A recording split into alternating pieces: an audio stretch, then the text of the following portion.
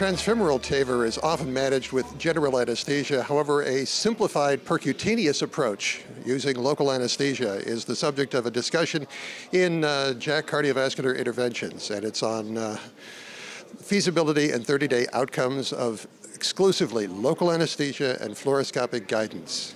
And Dr. Crubier, who is a co-author of this paper, can you tell me a little bit about the study and what your approach is in this one? Well, actually, just to start with, I have developed this technology of TAVI 10 years ago for patients who could not sustain cardiac surgery, but also very often because of contraindication to general anesthesia. So it means that the first patients was done under local anesthesia, and all the next patients, who are all compassionate, were done in my department under local anesthesia because of the risk involved by general anesthesia. And it was working so well that we have been continuing all the time, since the very first patients, to do all the femoral approaches under local anesthesia and sedation without any general anesthesia because of the additional risk that is involved by putting the patients under general anesthesia, and especially the lack of stability of the aortic pressure. So I think that it was quite important to publish the results of our series because today, we have been doing probably more than 350 patients under local anesthesia. I have been trying to convince that local anesthesia and sedation was a better strategy for the patients, especially today that we have small sizes devices. You know that in Europe we are using the Sapien XT valve, which is smaller than the Edwards Sapien used in the United States. And so I think that it was a real good time to share the experience of local anesthesia sedation for the patients, especially in Europe. And well, the results are quite interesting because we did compare our results. We have 150 patients, more or less, done with local anesthesia and sedation alone, including all the patients with the Edwards Sapien and cut down of the femoral artery.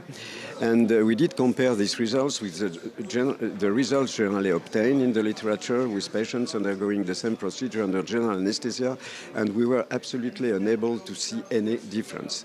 So it means that you can absolutely safely apply this TAVI procedure using local anesthesia, and more with the Sapien XT, because now we are using the percutaneous approach and the closing devices, like, for example, the ProStar XL 10 French. It works beautifully well. The patient do not feel anything. Of course, we can have an anesthesiologist in the room because it's important to be able to control, the hemodynamics and the patient in general during the procedure. But general anesthesia is not used at all. Well, now, one of the big arguments to give general anesthesia instead of sedation in those patients is that many investigators want to do the procedure under online transesophageal echocardiography. So if you place a probe for doing a TEE during TAVI, then you need to give general anesthesia for patients because they cannot stay more than 1 hour with the tube in the throat, But my personal feeling is that transesophageal echo for the TAVI procedure is not that crucial at all. And we can prove it in this paper because we have been never using transesophageal echo. And again, the results are absolutely similar to the results generally observed in the literature. Actually, when we say conscious sedation, it means, of course, a very strict local anesthesia. So we are giving a lot of lidocaine, just for the patient not to feel any pain. The drugs that we are giving includes a morphine-like drug that we call in France nalbuphine, and we also give midazolam, which is a very known drug for anti-stress. And if you put all of that together, the patients feel absolutely no pain. Wow. And it could be some really helpful for the patient as well as for the doctor. Absolutely. Because of this strategy, first of all, the patients can be discharged after 3 days. In my department, they stay between 12 hours and 24 hours in intensive care units. Then they are transferred into the ward, and then they are discharged after sometimes 2 days or even 3 days without any problem. So I think for the patients, it makes a big difference.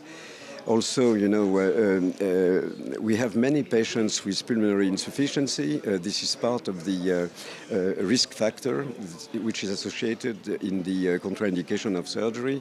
And of course, if you don't give general anesthesia, you don't have this problem of extubating, which can be really an issue for the patients. So all of that disappears, and we are extremely satisfied. I must say that more and more we have been convincing a lot of teams in Europe to use this strategy, which is really excellent for the investigator, the technique per se, and the patients.